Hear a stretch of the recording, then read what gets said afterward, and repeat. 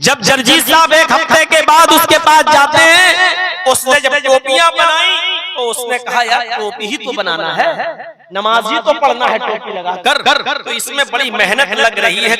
चलिए आजकल बिल्कुल ऊंची टोपी भी आती है गोल, उसने हमारे मॉडल के खिलाफ टोपियां बना दी ऊंची वाली और आसानी के साथ वो जल्दी तैयार हो गई और 20 टोपियां उसने बनाकर तैयार कर दी। जब जर्जीस उसके पास पहुंचा और टोपियां ली, कहा कि मेरी टोपियां बन गई, कहाँ बन गई, कहा लो। उसने जो टोपियां उठाकर दी तो इतनी मोटी मोटी और इतनी ऊंची ऊंची कुतुब मीनार वाली टोपियां उठा, कहा लीजिए ये टोपी। अरे साहब ये कैसी टोपी बना दी?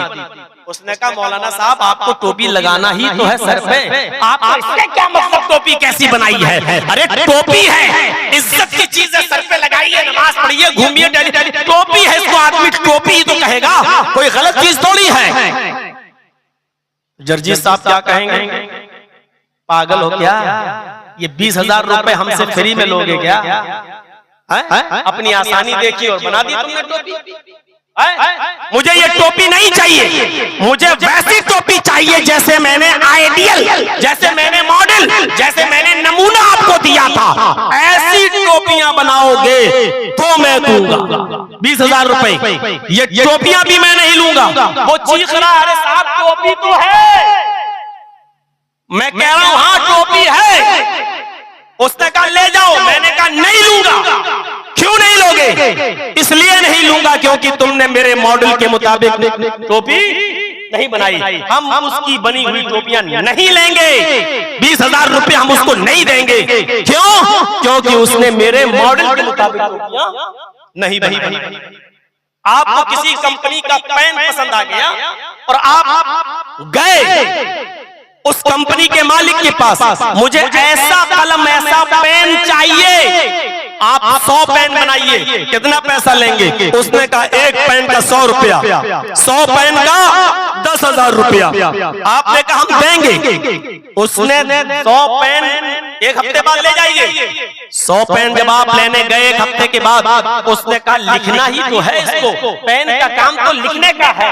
अरे उसने जो मॉडल दिया था वो थोड़ा मुश्किल है, थोड़ा उसमें टाइम ज्यादा लग रहा था, इसलिए उसने सिंपल पेन बना दिए हैं, लिखना का काम कर रहा है, लेकिन आपके दिए हुए मॉडल के मुताबिक उसने पेन नहीं बनाए। जब आप लेने पहुंचे उसने पेन उठाकर दिए, आपने कहा मैं 10,000 रुपया किस बात का दूं? उसने कहा मैंने पेन दे दिए आपको, बनाए तो हैं। कहा भाई ये पेन वो नहीं है, ऐसे पेन तो बाजार में 2-2 रुपए के मिलते हैं। उसने कहा आपको लिखना ही तो है, लिखने का काम तो कर रहा है, किसी से पूछ लो ये पेन है या नहीं। आप क्या कहेंगे? पेन भले ही हो, लेकिन मुझे वो पेन चाहिए जो मैंने आपको आइडियल दिया था, जो मैंने मॉडल दिया था, जो मैं नमूना देकर गया था। मेरे भाइयों इसी तरीके से कल कयामत के दिन लोगों की भीड़ लगी होगी। अव्वल मा युहासबु बिहिल अब्दु यौमल क़यामति अस्सलाह। कयामत के दिन सबसे पहले जो हिसाब किताब अल्लाह के यहाँ होगा, मैदाने महशर में जो हमसे सबसे पहले हिसाब किताब लिया जाएगा वो नमाज के ताल्लुक से लिया जाएगा। सबसे पहले जो पूछताछ होगी वो नमाज के ताल्लुक से होगी। लोगों की एक भीड़ लगी होगी, कुछ ऐसे होंगे जो यहाँ नियत बांधे पूरी जिंदगी नमाजें पढ़ते रहे होंगे, कुछ ऐसे होंगे जो यहाँ नियत बांधकर जिन्होंने पूरी जिंदगी नमाज पढ़ी, कुछ ऐसे होंगे जिन्होंने पेट पे नियत बांध के नमाजें पढ़ी, कुछ ऐसे होंगे जिन्होंने हाथ छोड़ के नमाजें पढ़ी, ऐसे होंगे जिन्होंने रफुल यदैन किया होगा, कुछ ऐसे भी होंगे जिन्होंने नहीं किया होगा, कुछ ऐसे होंगे जिन्होंने इमाम के पीछे सूरह फातिहा पढ़ी होगी, और कुछ ऐसे होंगे जो इमाम के पीछे सूरह फातिहा पढ़ने को जुर्म अजीम मानते होंगे। वो कहते होंगे जहन्नम के अंगारे मुंह में रखे जाएंगे अगर हमने इमाम के पीछे सूरह फातिहा पढ़ ली, इसलिए नहीं पढ़ना चाहिए। कुछ ऐसे होंगे, कुछ वैसे होंगे, और अल्लाह हिसाब किताब लेगा। हमने जो नमाज फर्ज की थी तुमने पढ़ी या नहीं पढ़ी, सब अपने अपना जवाब देंगे। इधर बांधने वाले भी, इधर बांधने वाले भी, इधर बांधने वाले भी, हाथ छोड़कर नमाज पढ़ने वाले भी, 8 रकात तरावी वाले भी होंगे, 20 रकात तरावी वाले भी होंगे, ज़ुहर की 10 पढ़ने वाले और 12 वाले भी होंगे, इशा की 7 रकात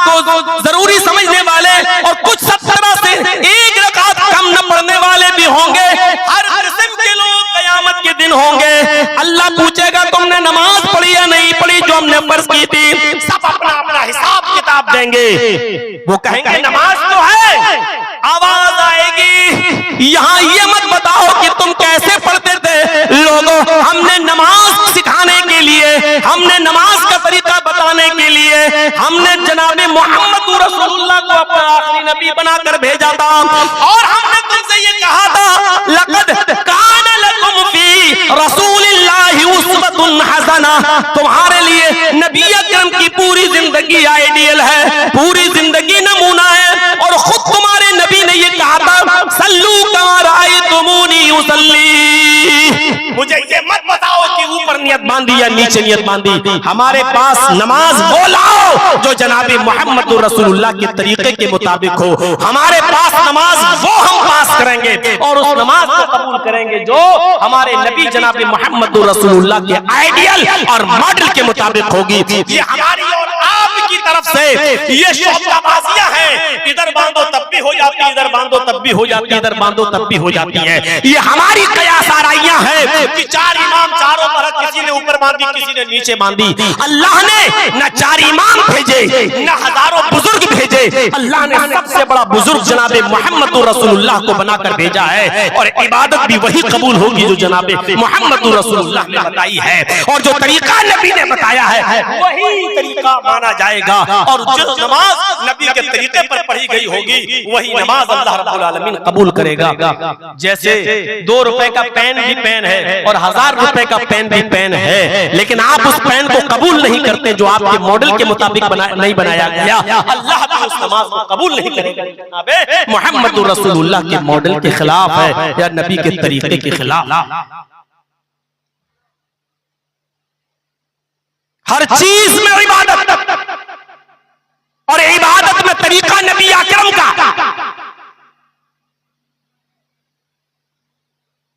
जानते हो, अभी कुछ दिन पहले ये इजराइल और फिलिस्तीन की लड़ाई में हमारे लखनऊ में किसी ने यूट्यूब पे डाला और बहुत उसका शोर हुआ कि साहब हम फिलिस्तीन के मुसलमानों के लिए एक दिन का रोजा रखेंगे।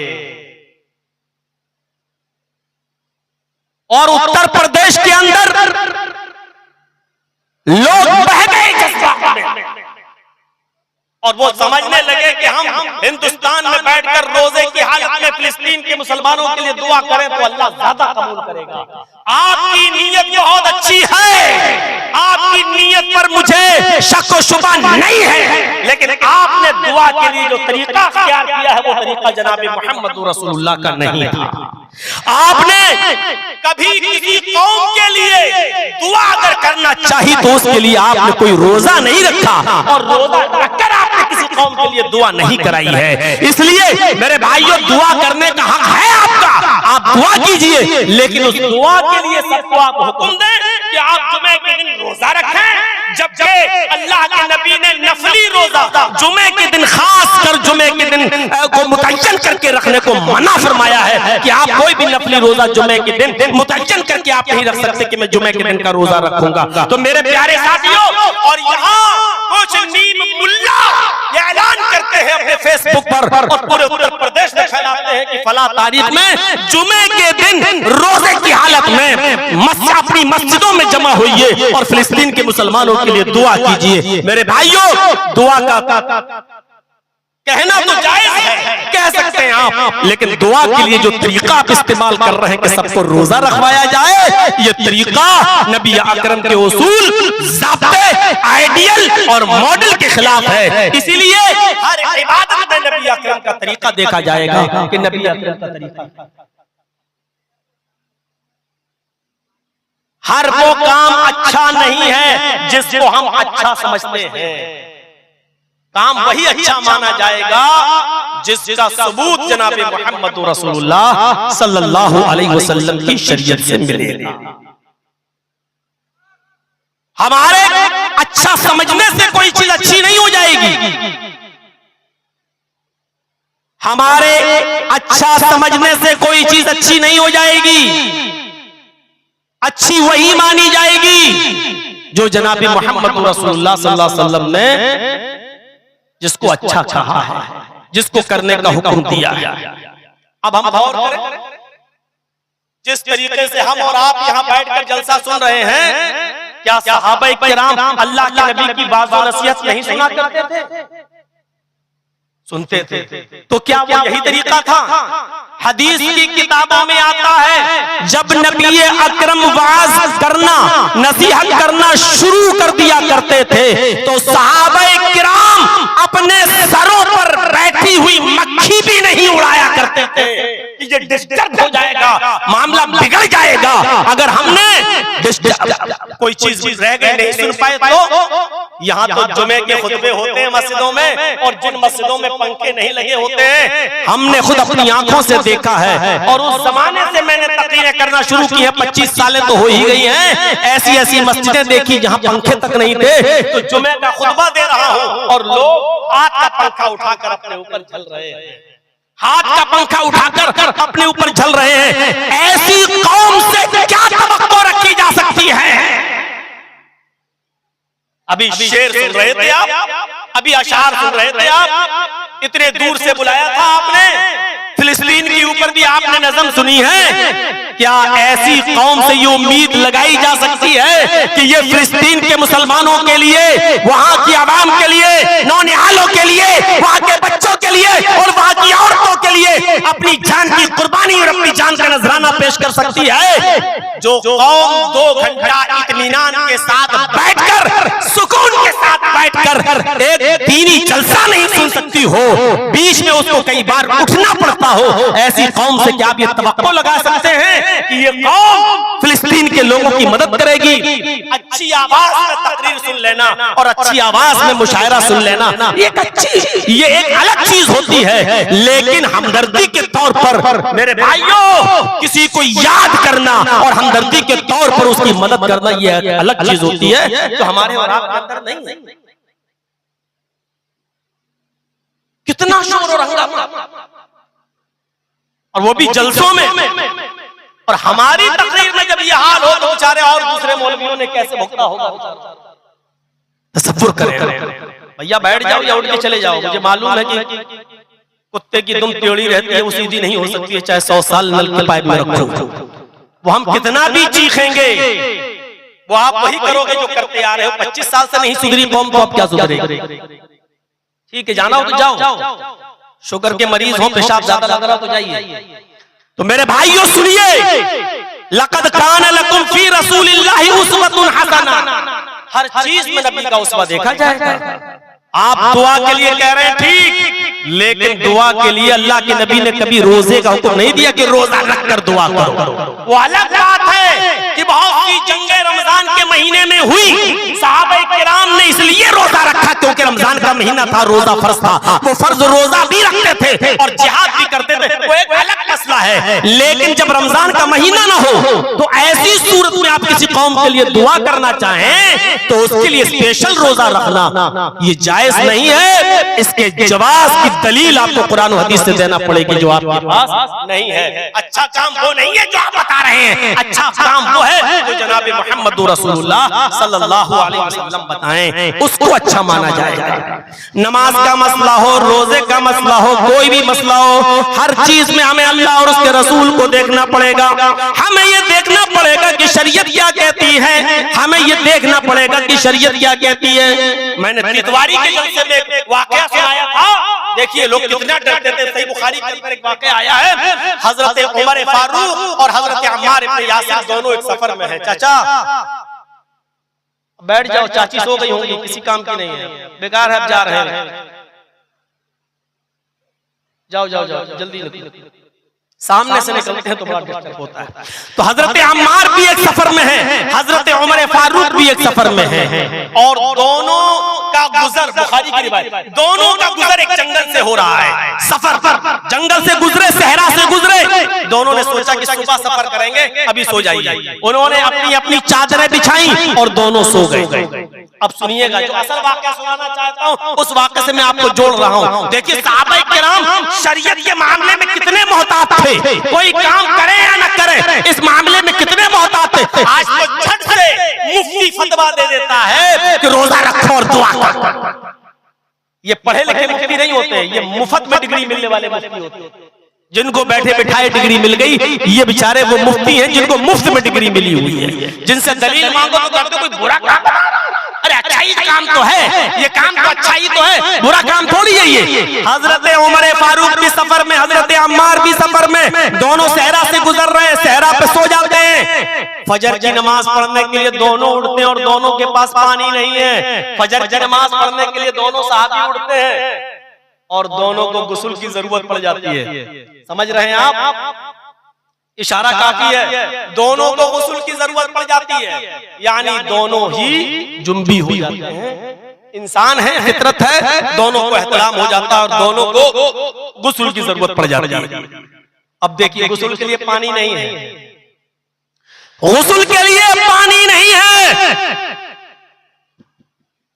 हजरत अम्मार कहते हैं, अय उमर मुझे गुस्ल की जरूरत है।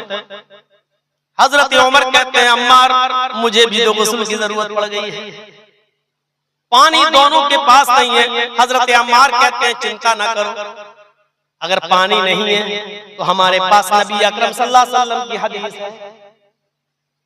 अब सुनिए तरीका देखिए। हजरत अम्मार कहते हैं, मेरे पास नबी का तरीका है। अल्लाह के नबी सल्लल्लाहु अलैहि वसल्लम ने फरमाया कि जब पानी न मिले तो पाक मिट्टी से तयम्मुम कर लिया करो। हजरत उमर कहते हैं, अय अम्मार ये हदीस तो मैंने भी सुनी, नबी का ये फरमान मैंने भी सुना। जब अल्लाह के नबी ने ये बात कही थी, उस वक्त मैं भी उस मजलिस में मौजूद था, लेकिन बात वुजू की थी, गुस्ल की नहीं। यानी अल्लाह के नबी ये फरमा रहे थे, जब वुजू के लिए पानी तुम्हें न मिले, जब वुजू के लिए पानी तुम न पाओ तो तुम पाक मिट्टी से तयम्मुम कर लिया करो। हमें गुस्ल की जरूरत है, वुजू की नहीं। अगर वुजू के लिए पानी न मिले तब अल्लाह के नबी ने कहा कि पाक मिट्टी से तयम्मुम कर लो। हमें पानी तो हमारे लिए, हमें वुजू की जरूरत नहीं है, हमें तो गुस्ल की जरूरत है। तो हजरत अम्मार कहते हैं, वुजू के तयम्मुम से गुस्ल का तयम्मुम बड़ा कर लीजिए। कयास देखिए, अकल देखिए। उन्होंने कहा कि वुजू का तयम्मुम छोटा होता है, गुस्ल का तयम्मुम बड़ा कर लो। और गुस्ल का तयम्मुम क्या है सुनिए, आप अपने दोनों हाथ पाक मिट्टी पर मारे। जब वुजू बनाना, वुजू के पानी न मिले तो तयम्मुम कैसे होगा? ऐसे दोनों हाथ जमीन पर मारे और दोनों को फूंक लीजिए। हो गया? इसको चेहरे पे फेर लीजिए। हो गया? अब दाएं हाथ की पुष्ट को बाएं हाथ की पुष्ट पर यहां से ऐसे कर लीजिए और बाएं हाथ के हथेली को दाएं हाथ की पुष्ट पर ऐसे कर लीजिए। ये आपका तयम्मुम हो गया।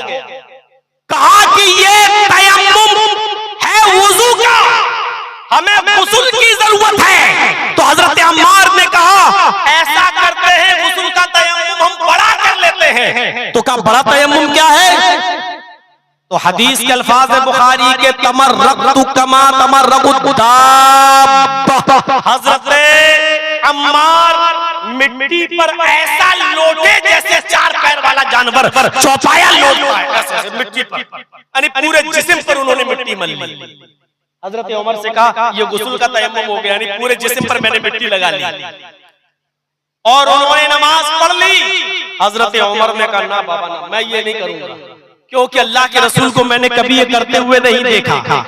देखिए, हजरत अम्मार ने भी अपनी अकल दौड़ाई कि बात तो सही है, वुजू का तयम्मुम छोटा होता तो गुस्ल का बड़ा, तो उन्होंने अपनी अकल के हिसाब से बड़ा कर लिया। लेकिन हजरत उमर ने कहा, नहीं, हमें नबी अकरम से इस बात का कोई सबूत नहीं मिला कि गुस्ल के लिए हमें पूरे जिस्म को जमीन पर मिट्टी पर लौटाना है, इसलिए हम तो पानी का इंतजार करेंगे। पानी सुबह तक नहीं मिला, शहर से बाहर निकल गए। शहर जब जंगल से बाहर निकले तो शहर में पानी मिल गया, और जब शहर में पानी मिला तो हजरत उमर जल्दी से गुस्ल करते हैं और नमाज पढ़ते हैं। उनकी नमाज कज़ा हो गई। अब फैसला कौन करेगा कि हजरत अम्मार ने सही किया या हजरत उमर ने सही किया? इस बात का फैसला कैसे होगा? हजरत अम्मार सोच रहे थे मैंने बिल्कुल सही किया, हजरत उमर सोच रहे थे कि मैंने बिल्कुल सही किया। जब सफर दोनों का खत्म हो गया और जब ये बात अल्लाह के नबी के सामने आई, दोनों ने अपना अपना किस्सा अल्लाह के नबी के सामने रखा। तो आप सुप्रीम कोर्ट से फैसला सुनिए क्या है। अब ना यहाँ मौलवी जर्जीस की चलेगी, ना मौलाना कलाम की चलेगी, ना हमारे उस्ताद मोहतरम मौलाना मुश्ताक करीमी साहब की चलेगी, ना तौहीद साहब की चलेगी, किसी की नहीं। सुप्रीम कोर्ट क्या है? मोहम्मदुर रसूलुल्लाह सल्लल्लाहु अलैहि वसल्लम की अदालत। और जब इस अदालत में फैसला गया, हजरत उमर ने कहा मैंने नमाज नहीं पढ़ी, पानी मिल गया, गुस्ल किया, तब जाकर नमाज पढ़ी। आपने कहा उमर तुमने भी गलत किया, तुम्हें नमाज तर्क नहीं करनी चाहिए थी, नमाज अपने वक्त पे पढ़ना चाहिए था। हजरत अम्मार ने बताया मैंने पूरे जिस्म को मिट्टी से सान लिया और पूरे जिस्म पर हमने मिट्टी मल ली, चौपाई की तरह हम जमीन पर लौट गए। आपने कहा अम्मार तुमने भी गलत किया, आया अम्मार तुमने भी गलत किया। सुप्रीम कोर्ट का फैसला आ गया, अब ना उमर की चलेगी ना अम्मार की चलेगी, ना उमर की चलेगी ना अम्मार की। दोनों ने पूछा अल्लाह के रसूल जब दोनों ने गलत किया तो फिर सही क्या है? आपने फरमाया वुजू का और गुस्ल का दोनों का तयम्मुम एक है, यानी चाहे गुस्ल की जरूरत हो या वुजू की, अगर पानी न मिले तो वही एक तयम्मुम है जो वुजू में भी काम आता है और गुस्ल में भी काम आता है। दोनों हाथों को जमीन पर मारिए, फूंकिए, चेहरे पे मलिए, दायां हाथ बाएं हाथ और बायां हाथ दाएं हाथ पर फेरिए और नमाज पढ़ लीजिए। ये गुस्ल का भी है और ये वुजू का भी तयम्मुम है। मेरे प्यारे भाइयों, मैं कहना ये चाहता हूँ लक़द काना लकुम फी रसूलिल्लाहि उस्वतुन हसना, तुम्हारे लिए जनाब मोहम्मदुर रसूलुल्लाह सल्लल्लाहु अलैहि वसल्लम की जिंदगी में बेहतरीन आइडियल है, बेहतरीन नमूना है। अब रसूलुल्लाह सल्लल्लाहु अलैहि वसल्लम की जिंदगी हमारे और आपके लिए नमूना है। नमाज कैसे पढ़े? जैसे मोहम्मदुर रसूलुल्लाह ने पढ़ के बताई। रुकू कैसे करें? जैसे नबी ने बताया। सजदा कैसे करें? जैसे नबी ने बताया। नमाज में क्या पढ़े? वो जो नबी अकरम ने बताया। मेरे भाइयों, नमाज कैसे पढ़े? यही तो मतलब है ला इलाहा इल्लल्लाह का, और यही तो मतलब है मोहम्मदुर रसूलुल्लाह का। अभी तक समझ में नहीं आया? ला इलाहा इल्लल्लाह का मतलब अल्लाह के अलावा इबादत किसी की नहीं, इबादत किसकी होगी? अल्लाह की। और मोहम्मदुर रसूलुल्लाह का मतलब, मोहम्मदुर रसूलुल्लाह का मतलब रसूल कौन? अल्लाह। मोहम्मद रसूल का मतलब जानते हो? इबादत किसकी होगी? अल्लाह की। इबादत कैसे होगी? जैसे रसूलुल्लाह बताए, मा अताकुमुर रसूल फखुजूहु वमा नहाकुम अन्हु फंतहू। जो तुम्हें रसूल ने वो ले लो, और जिन चीजों से रसूल तुम्हें रोके उससे रुक जाओ। इसलिए उन तमाम मुफ्तियाने किराम से गुजारिश है कि इबादत के मामले में अपनी तरफ से कोई फतवा मत दीजिए जो साबित न हो शरीयत से। और इसीलिए लखनऊ की सरजमीन पर हमने इसकी मुखालिफत की और बरजस्ता एक जुमे में मैंने डंके की चोट पर ऐलान किया कि सारे हिंदुस्तान के मुसलमान रोजा रख लें। इस मुल्ला और मुफ्ती के कहने पर जमात अहले हदीस के अफराद रोजा नहीं रखेंगे, क्योंकि ऐसा रोजा रखने का सबूत शरीयत के अंदर नहीं है। मोहम्मदुर रसूलुल्लाह ने रोजा रखकर, नफली रोजा रखकर दुआ करने से हमें हुक्म नहीं दिया, इसलिए हम रोजा नहीं रखेंगे। दुआ तो करेंगे, दुआ उसी अंदाज में करेंगे, हम कुनूते नाज़िला पढ़ेंगे, हम और तरीके अपनाएंगे जो शरीयत से साबित है। हम अपनी नमाजों में कुनूते नाज़िला पढ़ेंगे, दुआ का जो तरीका अल्लाह के नबी ने बताया वो करेंगे। लेकिन माफ कीजिएगा, उसके लिए हम तुम्हारे हुक्म पर शरीयत का नाजायज इस्तेमाल करें और जिस रोजे का सबूत ही ना हो शरीयत में हम वो रोजा रखें, हमसे नहीं हो सकता है।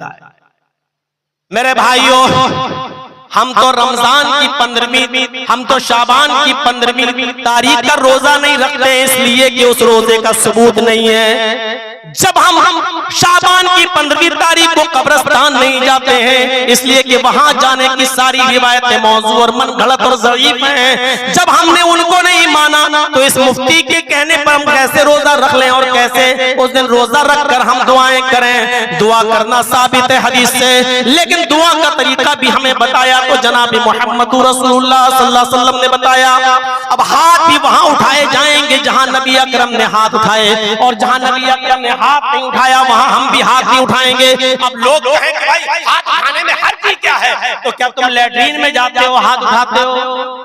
अल्लाह के नबी ने फरमाया लैट्रीन में जाओ तो दुआ पढ़ो, अल्लाहुम्मा इन्नी अऊज़ु बिका मिनल खुब्ज़ि वल खबाइस। अब तुम क्या लैट्रिन में जाकर हाथ उठाकर कहोगे अल्लाहुम्मा इन्नी औज़ु बिका मिनल खुब्ज़ि वल खबाइस? जब यहाँ अल्लाह के नबी ने हाथ नहीं उठाया तो हम भी हाथ नहीं उठाएंगे। जब लैट्रिन से निकलो तो अल्लाह के नबी ने फरमाया पढ़ो गुफरानका, तो क्या हाथ उठा के कहेंगे गुफरानका? नहीं, यहाँ नबी अकरम ने हमें हाथ उठाने का हुक्म नहीं दिया, हम नहीं उठाएंगे। अल्लाह के नबी ने कहा खाना खाने बैठो तो दुआ पढ़ो बिस्मिल्लाह। तो क्या कोई आदमी ऐसा जो खाना खाए और कहे बिस्मिल्लाह उसके बाद खाना खाए, या बिस्मिल्लाह व अला बरकतिल्लाह इसके बाद खाना खाए? यहाँ हाथ उठाना साबित नहीं है, हम भी नहीं उठाएंगे।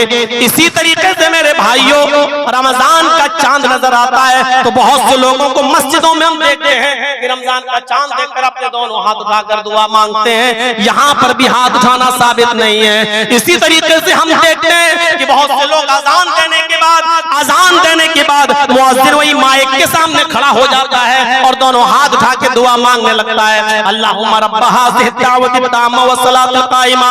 ये भी साबित नहीं है। अल्लाह के नबी सल्लल्लाहु अलैहि वसल्लम ने कहीं नहीं फरमाया अजान के बाद दुआ पढ़ो तो हाथ उठाकर दुआ पढ़ो।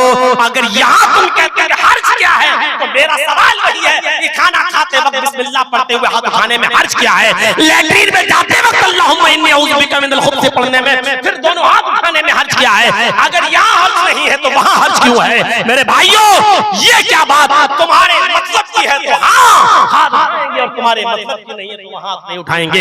अब कितना बड़ा बेवकूफ आदमी होगा वो जो अपनी बीवी से हम बिस्तरी करने के लिए जाए और वहाँ हाथ उठाकर दुआ पढ़े अल्लाहुम्मा जन्निबना शैतान व जन्निब शैतानी मा रज़क़तना, और फिर अपनी बीवी के साथ हम बिस्तरी करते। ये दुआ बताई है अल्लाह के रसूल ने अपनी बीवी के करीब जाने की कि जब बीवी के करीब जाओ तो ये दुआ पढ़ो। तो क्या वहाँ हाथ उठाकर दुआ मांगोगे? नहीं, इसलिए कि अल्लाह के नबी ने हाथ उठाने का सबूत नबी अकरम से नहीं है तो हमें भी नहीं उठाना है। जहाँ हाथ उठाया है वहाँ हम हाथ उठाएंगे, जैसे कुनूत नाज़िला वगैरह में जब किसी कौम को बद्दुआ देनी हुई तो आपने हाथ उठाया, हम भी उठाएंगे। और जहाँ हाथ उठाने का हुक्म नहीं है वहाँ हम भी नहीं उठाएंगे।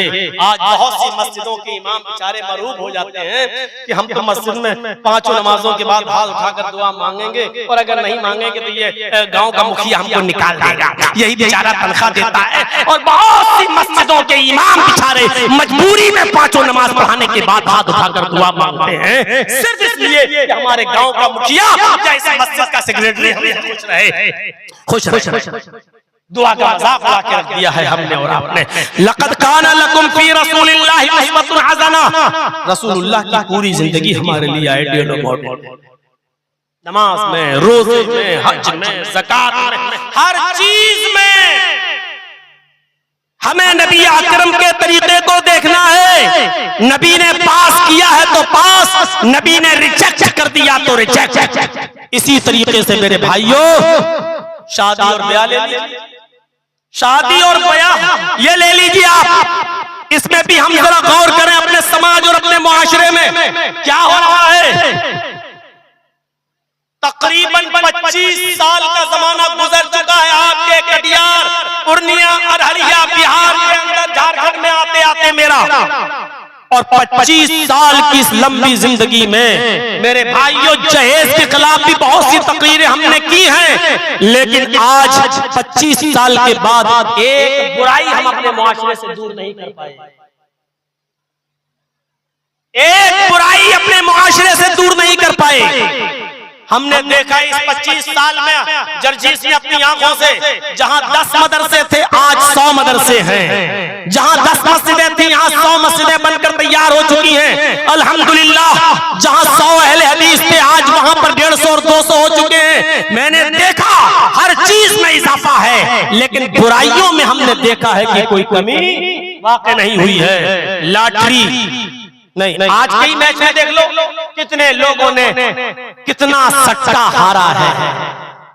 एक एक बॉल पर जुआ, और इस मामले में बंगाल सबसे आगे है, और खास तौर पर वो कलिया चक्का इलाका, और वो इलाका मेरे भाइयों जहां एक एक बॉल पर सट्टा लगता है, एक एक बॉल पर, इस बॉल पर छक्का लगेगा या नहीं, इस बॉल पर चौवा लगेगा या नहीं, ये हमारी कौम किस तरफ जा रही है, कैसी बहक रही है। मेरे प्यारे साथियों, जरा हम तसव्वुर करें कि शादियां अल्लाह के नबी के जमाने में कैसे होती थी।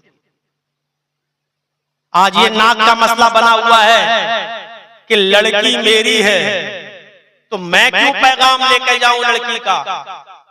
हमारी बेटी खूबसूरत भी है, पढ़ी लिखी है, लड़के वाले पैगाम लेकर आए हैं, लड़के वाले नाक का मसला बनाए हैं। मेरा लड़का हैंडसम है, खूबसूरत है, माशाअल्लाह, बरसरे रोजगार है, सरकारी नौकरी मिल रही, मैं क्यों किसी लड़की की चौखट पर वो रिश्ता लेके जाऊं?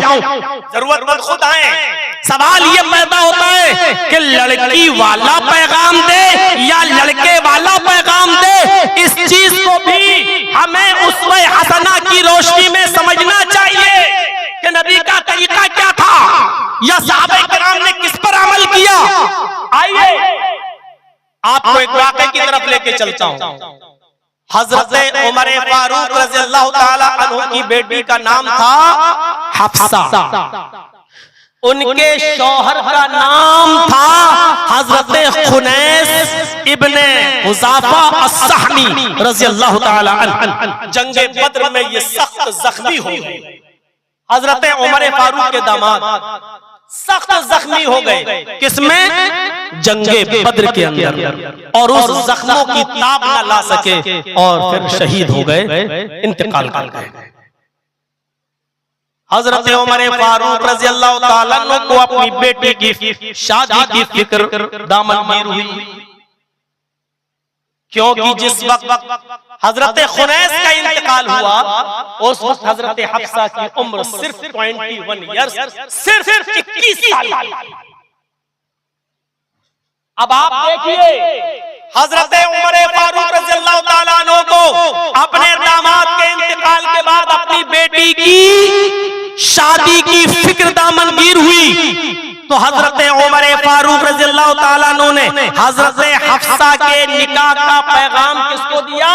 हजरत उस्मान गनी रज़ियल्लाहु ताला अन्हु। हजरत उस्मान से कहा, अगर आपकी मर्जी हो, अगर आपका इरादा हो, मेरी बेटी इस वक्त बेवा हो गई है, मेरे दामाद खुनैस इब्ने हुज़ाफा अस्सहमी का जंगे बद्र में जख्मों की ताब जलाकर इंतकाल हो गया है, मैं अपनी बेटी के लिए रिश्ता चाहता हूं, अगर आपको पसंद हो तो आप मेरी बेटी हजरत हफ्सा से निकाह कर लो।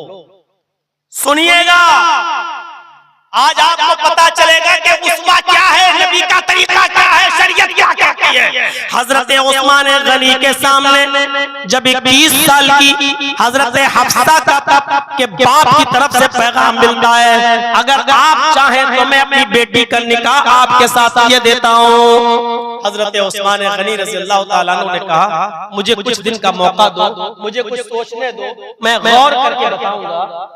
एकदम आज आपने कहा फौरन कैसे हम फैसला कर लें, कुछ सोचने का मौका दीजिए। हजरत उमर फारूक ने कहा ठीक है।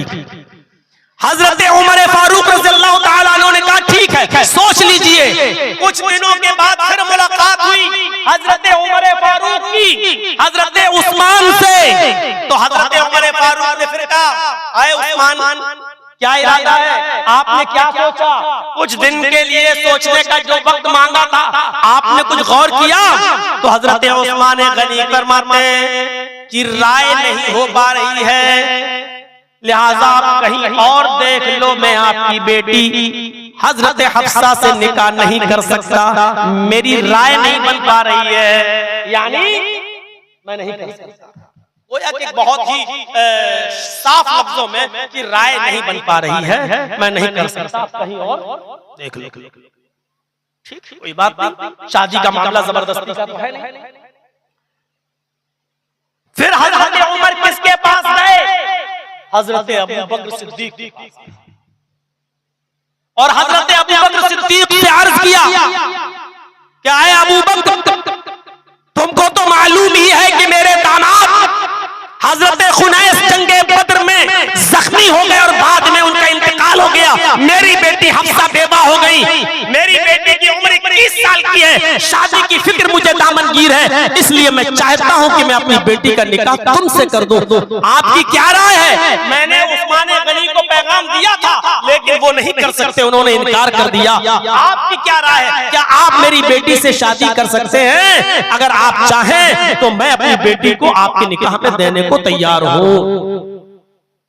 हजरत उमर फारूक खामोश हो, हजरत अबू बकर सिद्दीक खामोश, उन्होंने कोई जवाब नहीं दिया। हजरत उमर फारूक ने फरमाया, मुझे हजरत अबू बकर की खामोशी से इतनी तकलीफ हुई कि उस्मान गनी के इनकार से हमें उतनी तकलीफ नहीं हुई।